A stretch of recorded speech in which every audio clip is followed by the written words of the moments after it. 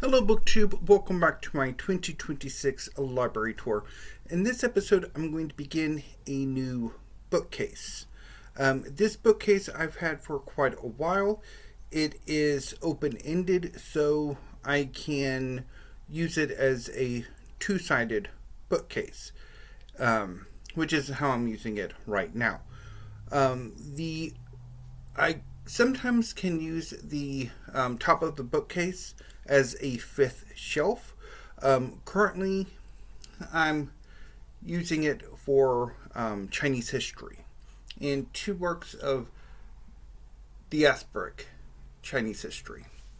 So, first up is Great State, China and the World by Timothy Brook. So, this is a history of China from the Yuan dynasty, the dynasty of Kublai Khan, who entertained Marco Polo for a number of years, and that's where the book begins. And it goes through various periods of Chinese history from the Yuan up through the present, where China engages in the world. It's a pretty cool book. I rather enjoyed it.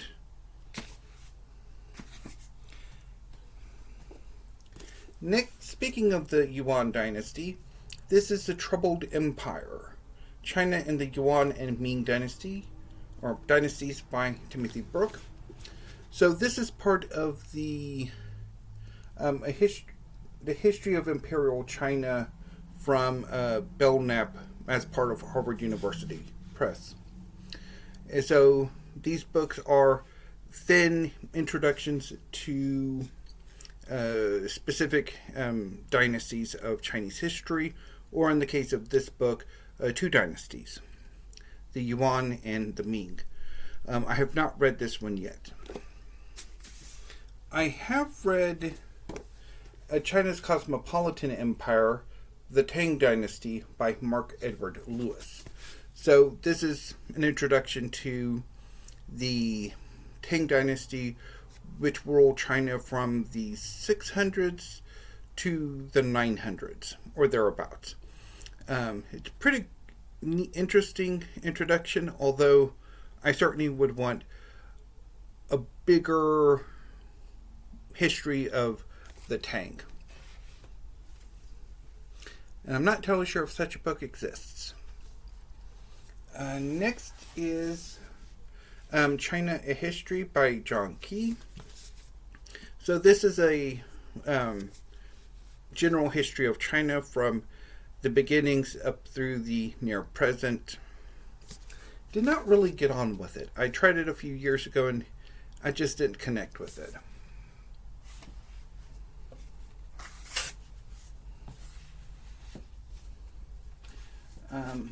The next book is Tombstone, The Great Chinese Famine, 1958 to 1962, by Yang Jixing, translated from the Mandarin by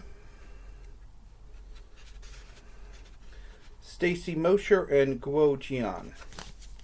So this is a history of the Great Chinese Famine that happened between 1958 and 1962, where tens of millions of Chinese died, largely due to the incompetence of the Chinese government. Yang Jixing goes through the archives and does a masterful job documenting province by province what happened and the stories of many of the people who starved to death and the struggle to stave off the famine. The English translation is an abridgment. Yang does a study for every province, and this English translation only does a few provinces, but it is harrowing reading nonetheless. Next is The Fall of Imperial China by Frederick Wakeman Jr. I picked this up probably about 10 or more years ago from the or maybe even longer than that. I don't know how long I've had this book, but I have never gotten around to reading it. Next is a biography, Empress Dowager Cixi, The Concubine Who Launched Modern China by Zheng Cheng. So this is a biography of the Empress Dowager, who effectively ruled China at the end of the 19th and into the very early 20th centuries, and whose control was very controversial. Have not read this biography, though. Next is The Opium War by Julia Lovell. So this is a history of the First Opium War, which was fought between Qing China and the British Empire over the Qing's attempt to regulate the importation of opium into China, and Britain's attempt to kind of abolish that curtailment for their own benefit, because at the time Chinese products were more popular out in Britain than British products were in China. I've tried to read this book twice. The first time was back in 2022, and while I was reading the book, I ended up having a meltdown, and I could not return to it. And I've tried to reread it, or to bail redeem it once before, a few years ago, and it did not work then either.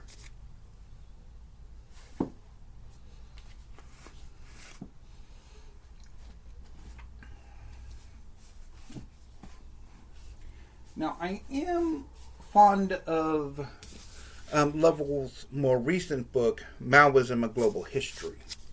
So this is a study of the influence of Mao Zedong's thought across the globe, from Southeast Asia through to the Americas and Europe. And it is really good. I really enjoyed it. This is certainly a lot better than Opium War, and was the winner of the Condell History Prize about 7 or 8 years ago.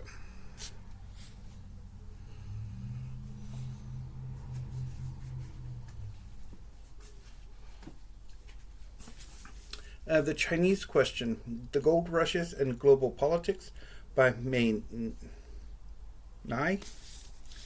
So this is a history of the Chinese diaspora, with a focus on the Chinese in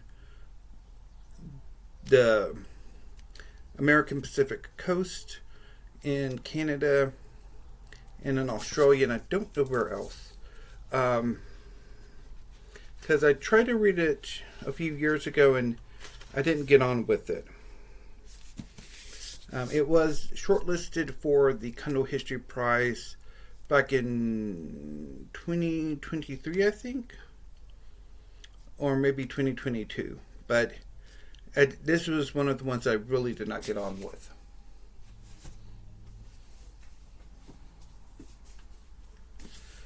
Kingdom of Characters, The Language Revolution That Made China Modern by Jing Su. I have not read this. And finally, The World Turned Upside Down, A History of the Chinese Cultural Revolution by Yang Jixing. Translated from the Mandarin by Stacy Mosher and Guo Jian. So this is a history of the Cultural Revolution, which dominated China from the 60s through to the 1970s, and only really ending with the death of Mao. And Yang does basically the same thing he did with Tombstone, going province by province, doing a deep dive into what was going on, what the politics were, the agendas were, both at the highest levels of the Chinese government and the Communist Party, as well as lower down into the local party. This is, again, pretty powerful stuff. Very, very harrowing as well. So those are the works of Chinese history that I have. Would like to have some more, but we'll see. Anyway, BookTube, I will be back next week with more history. So look forward to that. Until then, thank you and have a great rest of your afternoon.